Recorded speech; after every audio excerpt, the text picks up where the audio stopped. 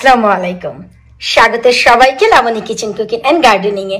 আশা করি আপনারা সবাই ভালো আছেন আর আমার কণ্ঠস্বর শুনে নিশ্চয়ই বুঝতেই পারছেন যে আমি কতটা ভালো আছি।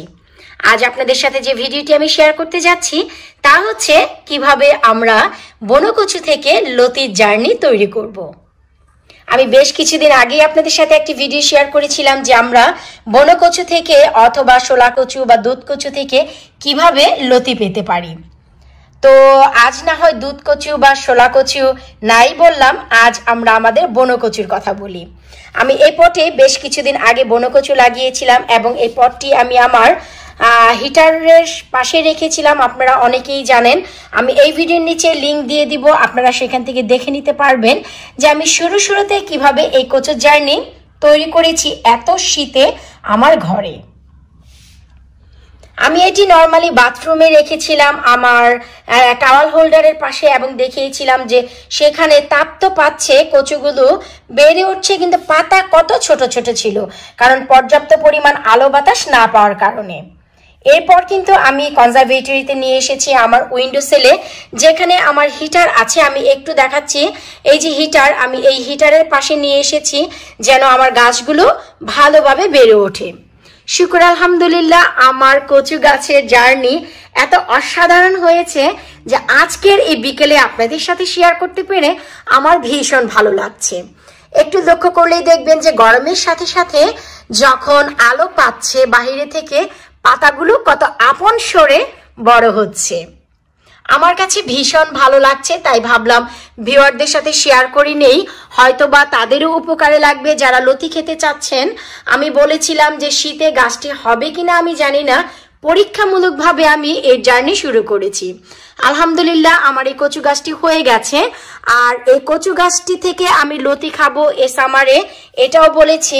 তো গাছটি যেহেতু হয়ে গেছে আমি রিপ্লান্ট করব, তবে এখন নয়, আমি রিপ্লান্ট করব সামারের সময়। যখন এপ্রিল থেকে মে মাস আসবে আমি তখন এইগুলোকে রিপ্লান্ট করব। তবে ইচ্ছে আছে যে এই লতিগুলো আমি টবে বানাবো, মেইন মাটিতে দেব না, কারণ মেইন মাটিতে আমি অনেক ধরনের কচুর ফলন করেছি গত সামারে, যার অনেক ভিডিও আপনারা দেখেছেন। তো লতির জন্য বেশ স্যাঁতসেঁতে জায়গার প্রয়োজন হয়, আশা করি আপনারা অনেকেই জানেন। তো এই কচুগুলো আমি লাগাবো লতি খাওয়ার জন্য। আর কিভাবে আমি মাটিতে না লাগিয়ে টবে লাগাচ্ছি এবং আমি একটি টবের মাটি প্রিপেয়ার করছি, কি শুনে হাসি পাচ্ছে? হাসি পাওয়ার কিছুই নেই। টবের মাটি প্রিপেয়ার করছি এবং কেমন করে আমি টবের মাটিগুলোকে ডাম্প রাখছি আপনাদের সাথে পরবর্তী ভিডিওতে আমি অবশ্যই শেয়ার করব যে এই কচু লাগানোর জন্য উপযুক্ত টব বা উপযুক্ত স্যাঁতসেঁতে মাটি আপনারা কিভাবে তৈরি করতে পারেন, যেখানে 12 মাস আপনারা লতি খেতে পারবেন।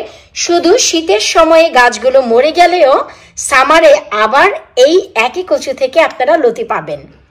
তো আমি নিজেও জার্নিটি এবছর প্রথম শুরু করেছি, আশা রাখবো যে আমি এই কচু গাছ থেকে সফলতা এই সামারে অবশ্যই পাবো, কারণ এত ঠান্ডায় বা শীতে আমি যেহেতু কচু গাছ বানিয়ে ফেলেছি এবং বেঁচে আছে, সেই হিসেবে একটু লক্ষ্য করলেই দেখবেন যে কতটা ভালো, কোনো পোকামাকড় ধরেনি, পাতাগুলো কত সতেজ। আর এই যে মাটি শুরুতে আমি অনেক ড্রাই রেখেছি, যেহেতু গাছগুলো একটু বড় হয়ে গেছে এবং শিকড় গজাচ্ছে, তাই আমি কিছুটা ডাম্প রাখার চেষ্টা করছি। তবে এই শীতে যদি মাটি ডাম্প থাকে, ছোট ছোট অনেক পিঁপড়া বা পোকামাকড় আসে, একটু লক্ষ্য করলেই দেখবেন আমার কিন্তু আসেনি, কারণ এখানে আমি খাবারের হলুদ দিয়ে রেখেছি। এতে করে দেখা যায় মাটিতে পোকামাকড় জন্মানো অনেকটাই বাঁচিয়ে রাখে। একটি দুটি হতে পারে যখন অনেক ডাম্প হয়, কিন্তু তাতে গাছের কোনো ক্ষতি হয় না। ভাই আমি এত খুশি যে কি রেখে কি বলবো আমি নিজেও বুঝতে পারছি না, কারণ এত বেশি আনন্দ লাগছে। এই যে একটু লক্ষ্য করলেই দেখবেন শুরুতে কিন্তু গাছের পাতাগুলো ঠিক এতটাই ছোট ছোট হয়েছিল, কারণ গরম পেলেই শুধু হয় না, নির্দিষ্ট তাপমাত্রারও দরকার আছে এবং নির্দিষ্ট আলোরও দরকার আছে। আর আমার গার্ডেনের উইন্ডো সেলের পাশে থাকার কারণে এই তো ভাই আলোয় আলো পাচ্ছে, আর একটির পর একটি পাতা তো গজিয়ে যাচ্ছে।